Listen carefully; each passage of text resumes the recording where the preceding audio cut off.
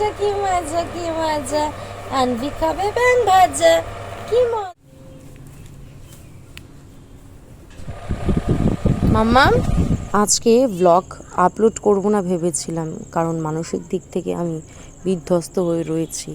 যে মুহূর্তে নিজেকে সামলে নিই, নিজের মন মানসিকতা সমস্ত কিছুকে সব খারাপ পরিস্থিতির থেকে দূরে সরিয়ে হাসি মুখে থাকার চেষ্টা করি, ঠিক পরক্ষণে আবার উপর থেকে নিচে নেমে যাই। তোমরা এর আগের ব্লগে দেখেছো আশা করছি, যদি না দেখে থাকো তাহলে অবশ্যই দেখো যে আমার এন্ডোস্কোপি হয়েছে, বায়োপসি, সাথে আরও কিছু টেস্ট হয়েছে। তো আজকে রিপোর্ট আনার কথা ছিল, সাথে ডাক্তার দেখানোর কথা ছিল। তো তোমরা অনেকেই জানো যে আমার হাজবেন্ডের সাথে বিগত অনেক দিন থেকে কিছু সমস্যা চলছে, যার জন্য আমি থানাতেও যেতে বাধ্য হই। তো তারপরে ও অনেক আমাকে বোঝানোর চেষ্টা করেছে, আর থানাতেও বলল যে আপনারা দেখুন, যদি মীমাংসার মাধ্যমে সব কিছু ঠিকঠাক হয়ে যায় তারপরে নেক্সট স্টেপ এগোনো যাবে। তো আমার হাজব্যান্ডের কথা আমি প্রথমে রাজি হচ্ছিলাম না, এই কারণে, কারণ আমার হাজব্যান্ড প্রত্যেকবার সেই একই কথা বলে, নতুন কিছু না।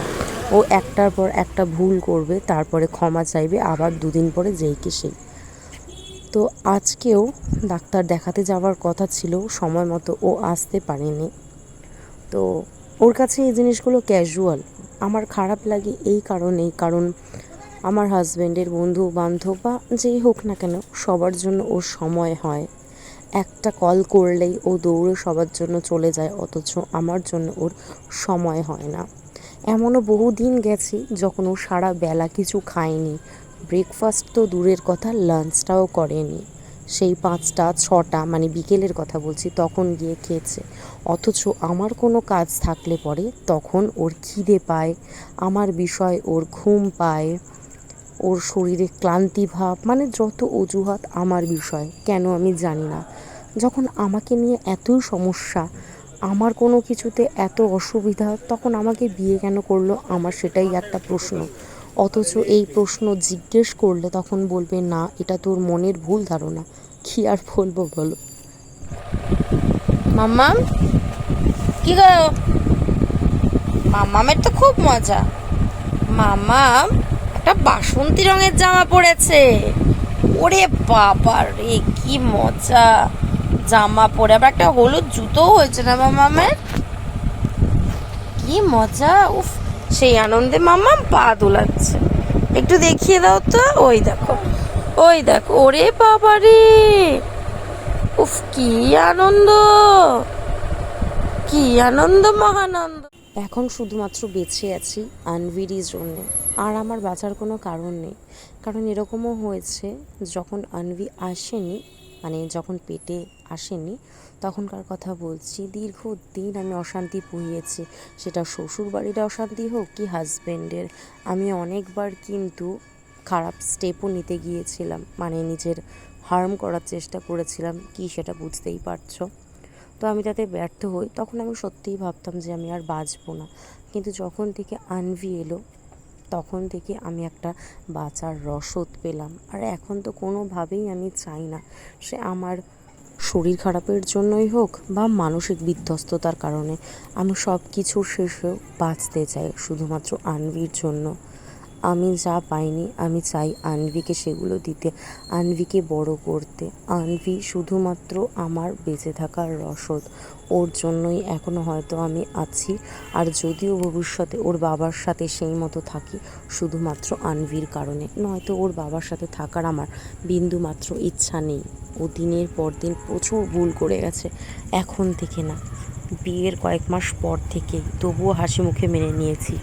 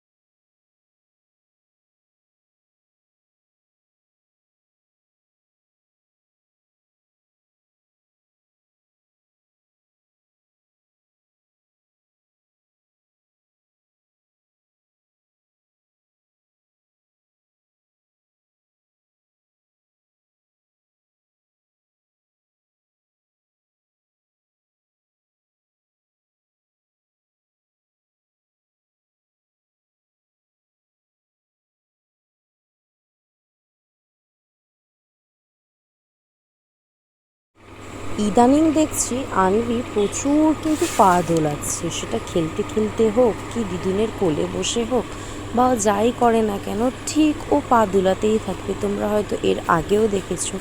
দেখো ও খেতে খেতেও কি সুন্দর পা দোলাচ্ছে, কত কিউট লাগছে, তাই না বন্ধুরা? মন খারাপ হোক আর যাই হোক, আমি একটু সব সময় একা থাকার চেষ্টা করি, আমি হাসি খুশি থাকার চেষ্টা করি। তোমরা হয়তো দেখে বুঝতেই পারবে। অনেকে হয়তো ভাবো আমি মিথ্যে বলছি, কিন্তু না, মিথ্যে না, এটা 100% সত্যি। আমার লাইফে যা কিছু কমপ্লিকেশন সবই তুলে ধরার চেষ্টা করি, তোমাদের সাথে শেয়ার করার চেষ্টা করি। তো আমি কালকে বেরিয়েছিলাম সন্ধ্যের দিকে, যেহেতু প্রচণ্ড পরিমাণে বাইরে হাওয়া দিচ্ছিল, আমার এত ভালো লাগছিল, মনটা খুবই ভারাক্রান্ত ছিল, সেই ভারটা কেটে গিয়েছিল। তো তোমাদের ওই দিকে বৃষ্টি হয়েছে কিনা অবশ্যই জানিও। এটা বৃষ্টির আগের মুহূর্ত, যখন খুব ঝোড়ো হাওয়া দিচ্ছিল, আমি সেইগুলো ক্যাপচার করেছি। এত ভালো লাগছিল সেই সময়টা, তোমাদের আমি বলে বোঝাতে পারবো না। নিজে যেন একটা প্রশান্তি খুঁজে পাচ্ছিলাম নিজের মধ্যে কোথাও না কোথাও। এখন তো সেইভাবে কোথাও বেরোনোই হয় না, শুধুমাত্র বাড়িতেই। যদিও বা বেরোই, টুপিটাকে ওই শপিং করতে হয়, ওই জন্যই বা ঘরে।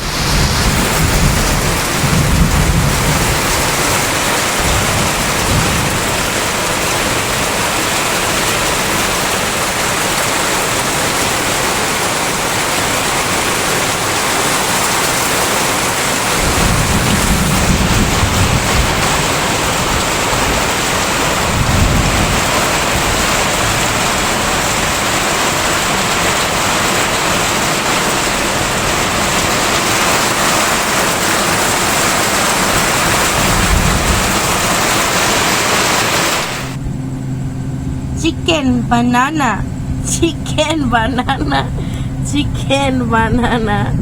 তুমি দিদুনের কোলে বসে চিকেন বানানা, ও চিকেন বানানা, দিদুর কোলে বসে আছো। আজকের ভ্লগটা এখানেই শেষ করছি, দেখা হচ্ছে পরের ভ্লগে। ততক্ষণ ভালো থেকো, সুস্থ থেকো, এভাবেই সাথে থেকো।